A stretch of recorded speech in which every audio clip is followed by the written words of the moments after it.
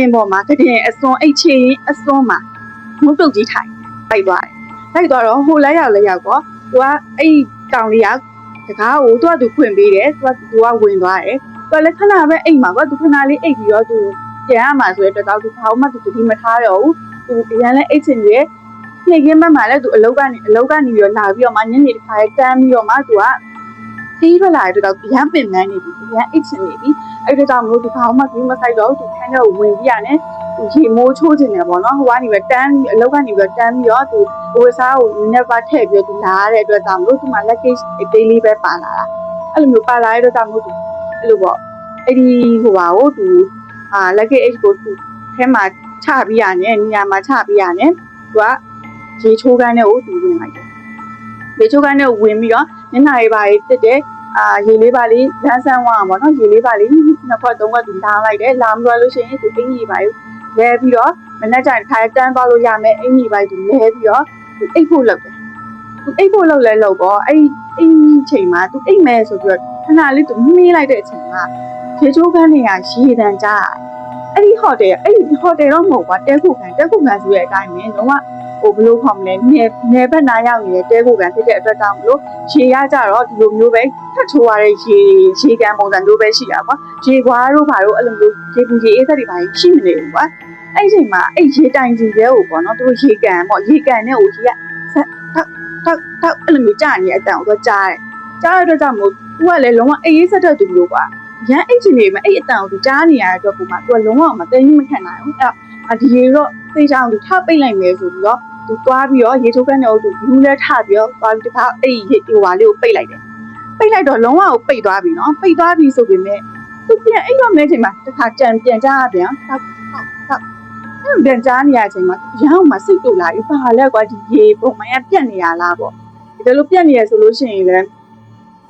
ထားလိုက်တော့ပေါ့နော်သူဒီတိုင်းမဲ့သူရအောင်အိတ်နေဆိုပြီးတော့သူကနေပြီးအဲ့လိုအိတ်ဖို့လုပ်တဲ့အချိန်မှာအဲ့တခါထပ်ပြီးသူအိတ်ဖို့အဲ့လိုစူးစမ်းတဲ့အချိန်မှာအဲ့ဒီအိတ်ပျော်ခံကြီးလေးတွေနဲ့သူ့ရဲ့ luggage ကပေါ့နော် luggage ကအရင်အကြီးမဟုတ်ဘူးတေးလေးတယောက်စာထဲစားအဲ့လိုနည်းနည်းပါးထည့်ပစ္စည်းကိုပစ္စည်းထဲစားလောက်ကလေးပဲအဲ့ luggage ကနေပြီးတော့ဟိုဘက်နဲ့ဒီဘက်ကိုတွားနေတာဘယ်လိုခေါ်မလဲဘိန်းတန်ကြီးကသူကြားနေရမှာဝီးဆိုတွားလိုက်ဝီးဆိုပြန်ရွှေ့လာလိုက်ဝီးဆိုတွားလိုက်ဝီးဆိုပြန်ရွှေ့လာလိုက်အဲ့လိုမျိုးအတန်ကြားနေမှာသူအိမ်မက်လို့သူတကယ်လို့အပြင်ကပဲတရားရောက်ကပေါ့နော်သူ့လိုပဲအဲ့တဲ့တရားရောက်က lucky အိတ်ဆွဲပြီးတော့ပဲလာသူစိတ်ထဲမှာအဲ့လိုမျိုးတွေးပြီးတော့နေပါစေကွာဘာတမ်းမဲ့ကြသူရအောင်အိတ်မယ်ဆိုတော့ဟိုကနည်းနည်းစိတ်ကိုတွေးပြီးတော့သူကငကိုရမှမကြောက်တတ်တဲ့သူမျိုးဆိုတော့အဲ့လိုပဲသူရအောင်မလို့မစုံမိတ်ပြီးသူအိတ်အဲ့အချိန်မှာညဘက်တကောင်ကျော်လောက်လဲကြာခဲ့ကြအောင်သူစောင်းခြုံထားတာကွာစောင်းခြုံထားပေမဲ့ဘယ်လိုခေါ်မလဲသူ့ရဲ့စောင်းကအဲ့လိုခြေထောက်နှစ်ချောင်းကိုအဲ့စောင်းပေါ့နော်ခြေထောက်နှစ်ချောင်းပေါ်လှန်တင်လိုက်တယ်လို့မျိုးဖြစ်သွားတယ်အဲ့လိုမျိုးစောင်းလှန်တင်လိုက်တာတော့သူသတိထားမိလိုက်တယ်အေးဆက်တဲ့သူဆိုတော့ကွာအဲ့ဒါယူသူသတိထားမိတယ်သူ့ရဲ့စောင်းကိုလှန်တင်လိုက်တယ်လှန်တင်ပြီးတော့သူ့ရဲ့ခြေထောက်နှစ်ချောင်းကို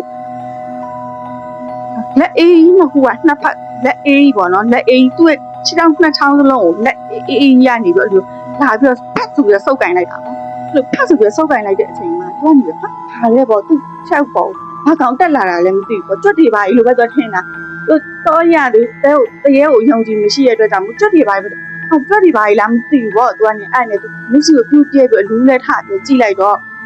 အဲ့ဒီအချိန်မှာသူကြည့်လိုက်တော့ချိန်မှာသူ့ရဲ့ချိန်မှာကတင်ပေါ်မှာနော်ကတင်အစွန်အိတ်ချိန်အစွန်မှာမုတ်တုတ်ကြီးထိုင်အဲ့လိုမျိုးမုတ်တုတ်ကြီးထိုင်သူ့ရဲ့ခြေထောက်နှစ်ဖက်ကိုဒီလိုစုံကင်ထားတာပြီးတော့လုံးဝထားလို့မရအောင်ကိုလုံးဝရွှေ့လို့မရအောင်အဲ့လိုစုံကင်ထားတယ်အဲ့လိုမျိုးမြင်းလာကြီးကလည်းဒီအောင်ပစက်ကြီးကအဲ့လိုမျိုးကျဲပြီးတော့ကြာနေဒီရင်ဘတ်ကြီးကိုကျဲကြာနေပစက်ကြီးကမိန်းမကြီးပေါ့နော်